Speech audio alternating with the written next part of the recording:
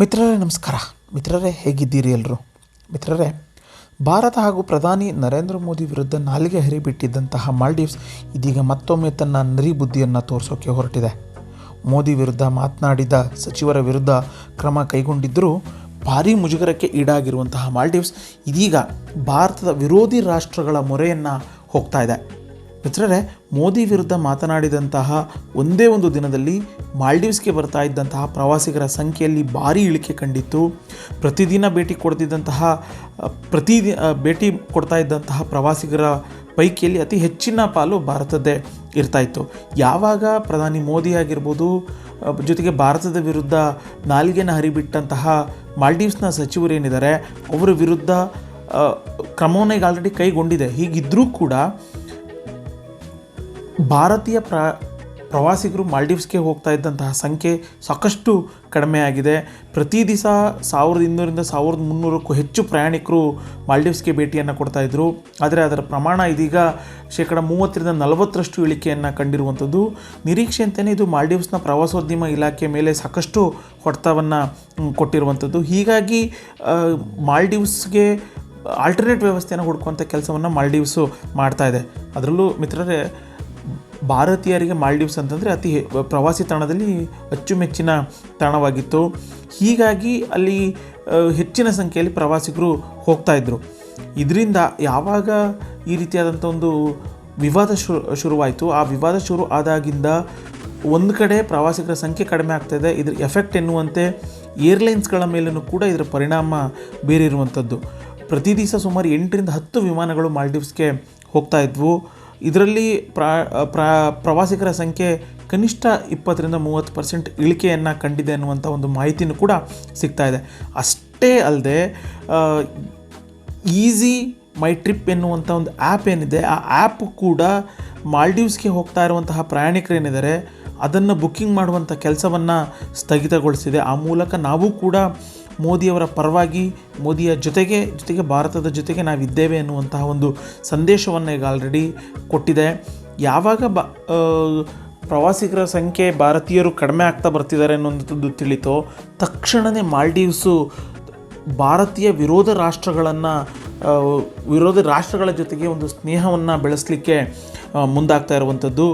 ಮಿತ್ರರಿಗೆ ಆಲ್ರೆಡಿ ಸಚಿವರ ವಿರುದ್ಧ ಕ್ರಮವನ್ನು ಕೈಗೊಂಡಿದೆ. ಆದರೂ ಕೂಡ ರಾಜತಾಂತ್ರಿಕ ಕಲಹ ಏನಿದೆ ಅದು ಇನ್ನೂ ಕೂಡ ಕಡಿಮೆ ಆಗುವಂತಹ ಒಂದು ಲಕ್ಷಣಗಳು ಕಾಣಿಸ್ತಾ ಇಲ್ಲ. ಹೀಗಾಗಿ ವಿಚಲಿತರಾಗಿರುವಂತಹ ಮಾಲ್ಡೀವ್ಸ್ನ ಅಧ್ಯಕ್ಷ ಮೊಹಮ್ಮದ್ ಮುಯಿಜ್ ಇದೀಗ ಚೀನಾದ ಮೊರೆ ಹೋಗಿದ್ದಾರೆ. ಚೀನಾ ಮೊದಲಿಂದಲೂ ಕೂಡ ಭಾರತದ ವಿರೋಧ ಅನ್ನುವಂಥದ್ದು ಎಲ್ರಿಗೂ ಕೂಡ ಗೊತ್ತಿತ್ತು. ಹೀಗಿದ್ದು ಚೀನಾ ಅಂದರೆ ಮಿತ್ರರ ಮಿತ್ರ ನಮ್ಮ ಶತ್ರುಗಳ ಶತ್ರು ನಮ್ಮ ಮಿತ್ರ ಅನ್ನುವಂತಹ ಒಂದು ಗಾದೆ ಮಾತಿನಂತೆ ಚೀನಾದ ಮೊರೆ ಹೋಗಿ ಭಾರತಕ್ಕೆ ಮತ್ತೊಮ್ಮೆ ಬಿಸಿಯನ್ನು ಮುಟ್ಟಿಸ್ಬೇಕು ಅನ್ನುವಂತಹ ಒಂದು ಪ್ಲಾನನ್ನು ಮಾಲ್ಡೀವ್ಸ್ನ ಅಧ್ಯಕ್ಷರು ಹಾಕ್ಕೊಂಡಿದ್ದಾರೆ. ಅಲ್ಲಿ ಚೀನಾಕ್ಕೆ ಹೋಗ್ಬಿಟ್ಟು ನೀವು ನಮ್ಮ ದೇಶಕ್ಕೆ ಅಥವಾ ನಮ್ಮಲ್ಲಿಗೆ ಅಂದರೆ ಮಾಲ್ಡೀವ್ಸ್ಗೆ ನೀವು ಹೆಚ್ಚಿನ ಪ್ರವಾಸಿಗರನ್ನು ಕಳಿಸಿಕೊಡಿ ಅನ್ನುವಂತಹ ಒಂದು ಮನವಿಯನ್ನು ಮಾಡಿದ್ದಾರೆ. ಹೀಗಾಗಿ ಚೀನಾದ ಅಧ್ಯಕ್ಷ ಕ್ಸಿ ಜಿನ್ಪಿಂಗ್ ಮತ್ತು ಪ್ರಧಾನಮಂತ್ರಿ ಏನಿದ್ದಾರೆ ಅಂದರೆ ಚೀನಾದ ಪ್ರಧಾನಮಂತ್ರಿ ಲೀ ಕಯಾಂಗ್ ಅವರನ್ನು ಈಗ ಆಲ್ರೆಡಿ ಮಾಲ್ಡೀವ್ಸ್ನ ಅಧ್ಯಕ್ಷ ಭೇಟಿಯಾಗಿದ್ದಾರೆ. ಮೂಲಸೌಕರ್ಯ ಆಗಿರ್ಬೋದು, ಜೊತೆಗೆ ಪ್ರವಾಸೋದ್ಯಮಕ್ಕೆ ಸಂಬಂಧಪಟ್ಟಂತಹ ಕೆಲ ಒಪ್ಪಂದಗಳಿಗೂ ಕೂಡ ಸಹಿ ಹಾಕುವಂಥ ಒಂದು ಸಾಧ್ಯತೆ ಇದೆ. ಮಿತ್ರರೇ, ನಾವಿಲ್ಲಿ ಗಮನಿಸಬೇಕಾದಂಥ ಒಂದು ಅಂಶ ಏನು ಅಂತಂದರೆ, ಇಂಡಿಯಾ ಔಟ್ ಅಭಿಯಾನದ ಮೂಲಕನೇ ಮಾಲ್ಡೀವ್ಸ್ನ ಅಧ್ಯಕ್ಷರಾಗಿದ್ದು ಮುಯಿಜ್ ಗೆದ್ದ ನಂತರ ಅವರು ಭಾರತೀಯ ಸೇನೆಯನ್ನು ಅಲ್ಲಿಂದ ಮಾಲ್ಡೀವ್ಸ್ನಿಂದ ವಾಪಸ್ಸು ಕಳಿಸುವಲ್ಲಿ ಒಂದಷ್ಟು ಪ್ರೆಷರನ್ನು ಕೂಡ ಹಾಕಿದರು. ಜೊತೆಗೆ ಯಾವಾಗಲೂ ಕೂಡ ಮಾಲ್ಡೀವ್ಸು ಹೊಸ ಅಧ್ಯಕ್ಷರು ಆಯ್ಕೆ ಆದ ತಕ್ಷಣ ಅವರು ಮೊದಲನೇದಾಗಿ ಭಾರತಕ್ಕೆ ಭೇಟಿಯನ್ನು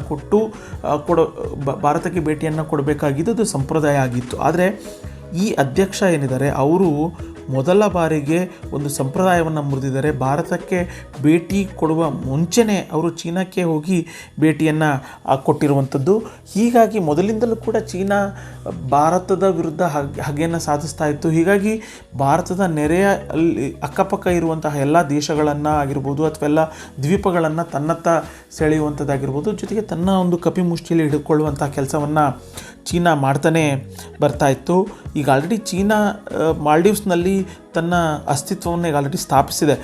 ಜಾಗತಿಕ ವ್ಯಾಪಾರ ಆಗಿರ್ಬೋದು, ಜೊತೆಗೆ ಮೂಲಸೌಕರ್ಯ ಜಾಲಗಳನ್ನು ಕೂಡ ನಿರ್ಮಿಸುವ ಗುರಿಯನ್ನು ಈಗ ಆಲ್ರೆಡಿ ಚೀನಾ ಹೊಂದಿರುವಂಥದ್ದು. ಜೊತೆಗೆ ಪ್ರಮುಖವಾಗಿ ಮಾಲೆಯಲ್ಲಿ ವೆಲಾನಾ ಅಂತಾರಾಷ್ಟ್ರೀಯ ವಿಮಾನ ನಿಲ್ದಾಣವನ್ನು ವಿಸ್ತರಣೆ ಮಾಡಲಿಕ್ಕೂ ಕೂಡ ಚೀನಾ ಮುಂದಾಗಿದೆ. ಜೊತೆಗೆ ಚೀನಾ ಮತ್ತು ಮಾಲ್ಡೀವ್ಸ್ನ ಸಮುದ್ರದ ಮೇಲಿರುವಂಥ ಸ್ನೇಹ ಸೇತುವೆಯನ್ನು ಕೂಡ ಆಲ್ರೆಡಿ ಚೀನಾ ನಿರ್ಮಾಣ ಮಾಡಿರೋದು ಎಲ್ರಿಗೂ ಕೂಡ ಗೊತ್ತಿದೆ. ಅಂದರೆ ಆ ಮೂಲಕ ಭಾರತವನ್ನು ಕಟ್ಟಿ ಹಾಕಬೇಕು, ಜೊತೆಗೆ ಭಾರತದ ವಿರುದ್ಧ ದ್ವೇಷ ಏನು ಹಗೆತನ ಏನು ಮಾಡ್ತಾಯಿತ್ತು ಚೀನಾ, ಅದಕ್ಕೆ ಸಾಥ್ ಕೊಡುವಂತಹ ಎಲ್ಲ ರಾಷ್ಟ್ರಗಳನ್ನಾಗಿರ್ಬೋದು, ಎಲ್ಲ ದ್ವೀಪಗಳನ್ನು ಕೂಡ ತನ್ನ ತೆಕ್ಕೆಗೆ ಎಳೆದುಕೊಳ್ಳುವಂಥ ಕೆಲಸವನ್ನು ಚೀನಾ ಮಾಡ್ತಾ ಇದೆ.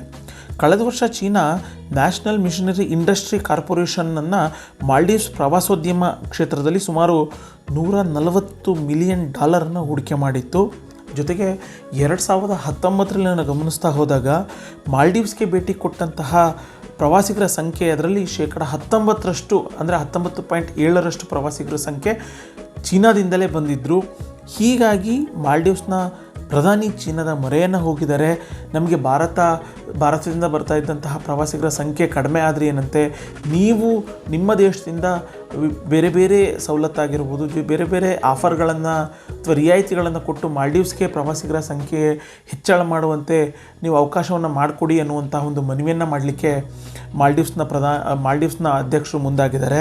ಆದರೆ ಎಲ್ರಿಗೂ ಕೂಡ ಗೊತ್ತಿರುವಂಥದ್ದು, ಮಾಲ್ಡೀವ್ಸ್ನ ಭಾರತದ ವಿರುದ್ಧ ಕಾಲು ಕೆರ್ಕೊಂಡು ಜಗಳಕ್ಕೆ ಬರ್ತಾ ಇರುವಂತಹ ಚೀನಾ ಮುಂದೊಂದು ದಿನ ಮಾಲ್ಡೀವ್ಸ್ಗೆ ಸಹಾಯ ಮಾಡಿದರೂ ಕೂಡ ಅಚ್ಚರಿ ಪಡಬೇಕಾಗಿಲ್ಲ. ಒಟ್ಟಿನಲ್ಲಿ ಏನಂತಂದರೆ, ಮೋದಿಯನ್ನು ವಿರೋಧ ಮಾಡಿ ಮೋದಿಯ ನಡೆಯನ್ನು ವಿರೋಧಿಸಿದಂತಹ ಮಾಲ್ಡೀವ್ಸ್ಗೆ ಭಾರತೀಯರು ತಕ್ಕ ಪಾಠವನ್ನು ಕಲಿಸ್ತಿದ್ದಾರೆ. ಇದು ಮಾಲ್ಡೀವ್ಸ್ಗೆ ಒಂದು ರೀತಿ ಬಿಸಿ ತುಪ್ಪ ಆಗಿದೆ. ಇದರಿಂದ ಅಂದರೆ ಪ್ರವಾಸೋದ್ಯಮದಿಂದಲೇ ಮಾಲ್ಡೀವ್ಸ್ನ ಆರ್ಥಿಕತೆ ಸಬಲೀಕರಣ ಆಗ್ತಾಯಿತ್ತು.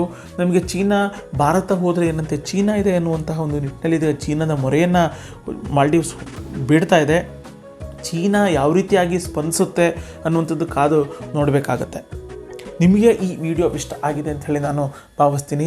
ನಿಮ್ಮ ಅಭಿಪ್ರಾಯ ಅನಿಸಿಕೆಗಳನ್ನು ಕಮೆಂಟ್ ಬಾಕ್ಸ್ನಲ್ಲಿ ತಿಳಿಸಿ, ಜೊತೆಗೆ ಇತರರಿಗೂ ಕೂಡ ಶೇರನ್ನು ಮಾಡಿ. ಹಾಗೆಯೇ ಮಿತ್ರರೇ, ನೀವು ನಮ್ಮ ಯೂಟ್ಯೂಬ್ ಚಾನಲನ್ನು ಸಬ್ಸ್ಕ್ರೈಬ್ ಮಾಡಲಿಲ್ಲ ಅಂತಂದರೆ ಕೂಡಲೇ ಸಬ್ಸ್ಕ್ರೈಬ್ ಆಗಿ, ಜೊತೆಗೆ ಬೆಲ್ ಐಕಾನನ್ನು ಒತ್ತಿ. ನಮಸ್ಕಾರ ಸ್ನೇಹಿತರೆ.